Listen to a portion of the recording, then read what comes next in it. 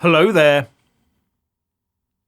British education has offended some pupils and external players to the point that teachers fear for their lives and lock themselves away in their classrooms at lunchtime.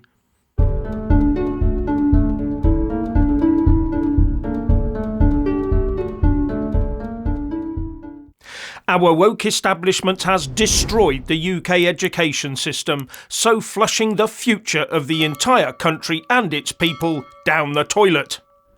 If you don't think education is important, then let this be a wake-up call for you.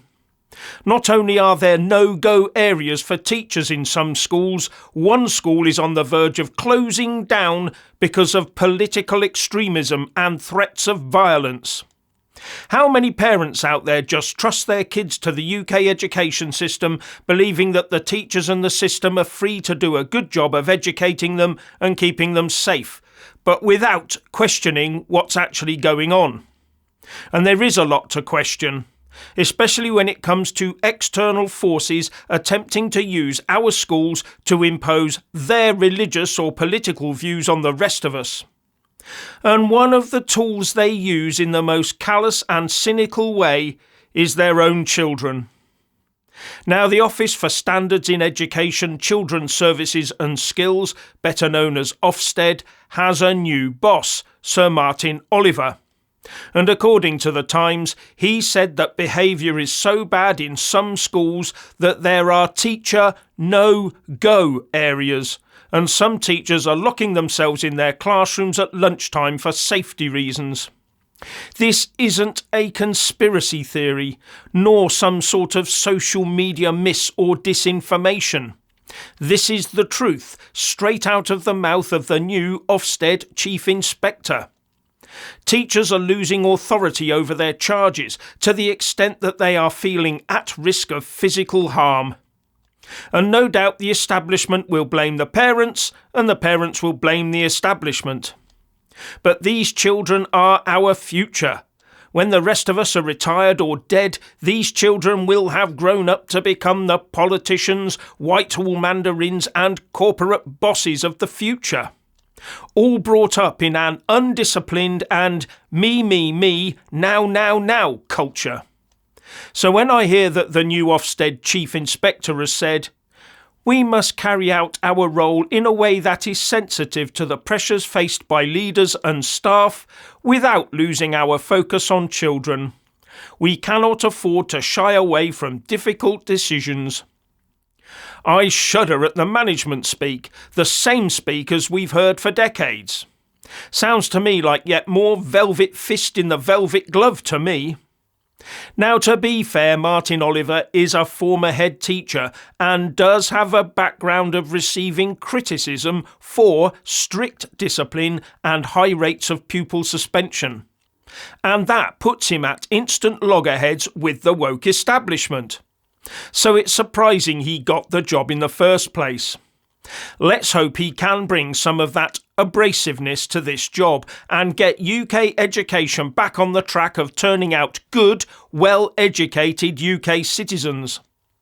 But it's not just inside the schools that he'll have a problem. There are indications that a certain demographic is pushing their agenda through children into our schools. The Telegraph reports that Berkeley Primary School may be forced to close down and take its learning online. And why? Because the head teacher refused to allow children to wear pro-Palestine badges in school.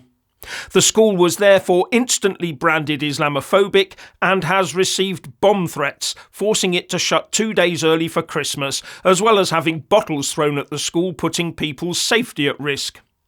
And this came with a flurry of allegations of anti-Muslim prejudice and Islamophobia towards staff members, forcing the police to station officers at the school. But Justin James, the executive head teacher, told parents that internal and external investigations had found no evidence to support those allegations. And the Telegraph reports that one teacher said, on condition of anonymity, that they were personally scared for their own safety and that of other staff, All because some parents were pushing a political agenda coupled with accusations of Islamophobia by not following the school's uniform code. And as a result, the school was having to take action. Among the measures being taken are hiring private security, securing additional support from the Metropolitan Police, closing the main reception and installing CCTV, they said. I read that as the use and abuse of children by activist parents to drive forward their pro-Palestine agenda in school.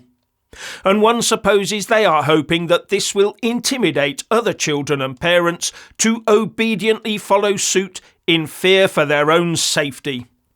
In the grown-up world, there is a word for that. And let's see how long it takes for the blame to be laid on the far right. But they can't, because the root of this extremism is there for all to see. But we also have many on the far left fueling all of this in the hope that they can use it to help them destroy capitalism. And as a result, war is being introduced directly into our classrooms. Adults using children for their own political agenda. Hamas does that too. Brutish and thuggish behaviour to push a political agenda. And it's not just that school either.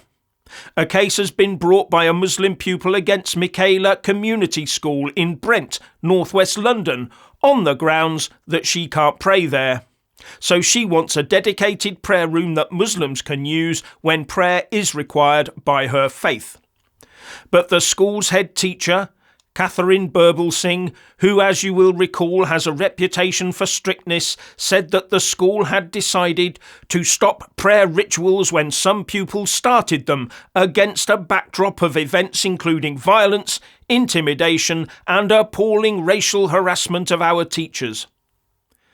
And she also tweeted or X'd, "We believe it is wrong to separate children according to religion or race, and that it is our duty to protect all of our children and provide them with an environment which is free from bullying, intimidation and harassment."